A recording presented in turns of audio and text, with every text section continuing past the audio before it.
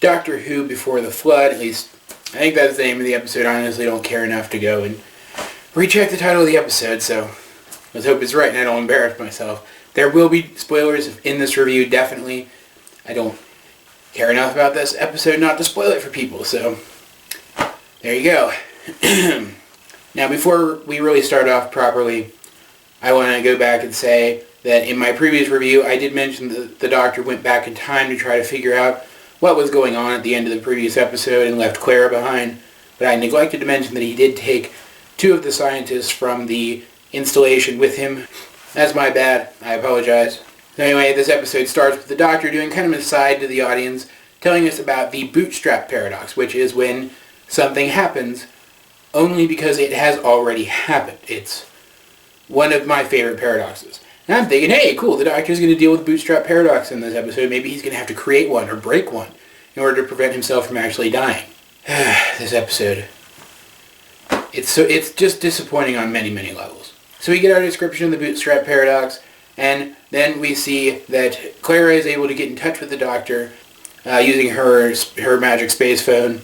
And it's a pretty cool scene, her talking to the Doctor, describing his ghost to him so that he can learn everything he can about his death and try to prevent anyone else from dying. At least that's what we're thinking at this point.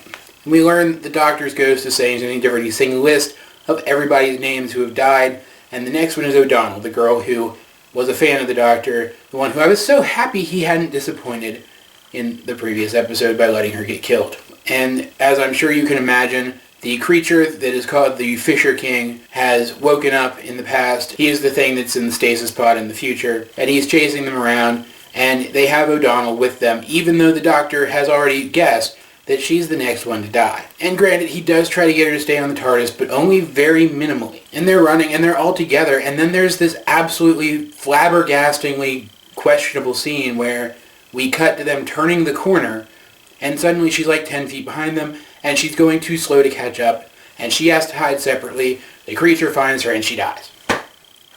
What? It was stupid. It was horribly staged to make it look like she was supposed to get killed, like it was her destiny or something. That's stupid. This is Doctor Who. Destiny doesn't exist in Doctor Who. Seriously, guys, what's going on with your heads? I understand the Doctor thinks he's living in a predetermined past made true by what his ghost is saying. But we'll get to that in a minute. Oh, wow, we will get to that in a minute. Because now the next name on the list is Clara, and the Doctor will bend space and time for Clara, because Clara is the most important thing in the freaking universe. Clara, Clara, Clara. I love Clara. She's a great character. She's especially grown a lot in these last couple seasons. But this is the Doctor. He's someone who does everything he can to save everyone. Why is she so much more important? I get that she's his friend, but we'll get to it. We'll get to this in a minute. Just take a calming breath. So anyway, the Doctor goes to confront the creature, and this is where we get the line that was so prominently included in all the trailers. This is where your story ends. And I thought that line was probably going to be used on a long-time Doctor Who villain, one that we've seen a bunch of times and has had a huge impact on the series. But here we have this creature, this new creature, the Fisher King. Had a great design, by the way, that the Doctor confronts, and then he tricks it into going out and getting caught in the flooding that fills the lake and dies. He dies out of nowhere with no explanation as to where exactly he came from, how he was turning people into ghosts, what he planned to do with the planet. We knew he wanted to invade it, but why? We don't know if he knew who the Doctor was, and that's why he was taking all of these extreme actions. We don't know anything about him, except that he had a really cool design. It was completely wasted. Completely wasted on a one-time monster. It was so disappointing. It was such a letdown. Because their confrontation wasn't that exciting, it wasn't that epic, it wasn't that special. There wasn't really anything of substance to it. And then we get the ultimate sin. The stasis pod in the future on the underwater installation opens, and instead of the Fisher King being there, it's the Doctor. That's how he got back to the present. And we find out that his ghost wasn't really a ghost. It was projecting from the stasis pod. He created it to tell himself all these things so that he could do them in the past.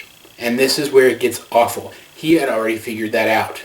O'Donnell died specifically so that he could prove that his ghost was just a hologram giving him information. He let her die to prove a point. I don't know what to say to this. I don't. This isn't the Doctor. And the worst part is, I don't even think the writers really saw it. They bring it up very briefly in the episode, but it's never touched on again. It feels like someone threw the acknowledgement of this in as an afterthought because they knew that the audience was going to react to it and wanted to lampshade that. This isn't part of the Doctor's story arc of him struggling with becoming a better person because it's never mentioned again. It just happens. And that's what this entire episode felt like. It felt like a Doctor Who paint by numbers where things just happen because they're supposed to happen. You have time travel. You have the looming threat. You have the people dying. You have the epic confrontation with the creature. You have the clever resolution. It just felt so conventional that it felt below conventional. This episode was the absolute example of a below average Doctor Who episode, made below average because it felt so lazy. It felt like someone going through the motions. I haven't really talked a lot about my rating scale here, but I am going to talk about it a little bit today. On my rating scale, I rate from 1 to 10. A 3 out of 10 is something that is not entirely terrible, but is something that I will never be dealing with again. That's this episode. But guys, if you've seen this episode, what did you think of it? I'm not going to think of anything more clever than that for my outro because I don't really care. Let's get a discussion going in the comments section down below. Either way, this has been AJ22, and I will talk to you guys later.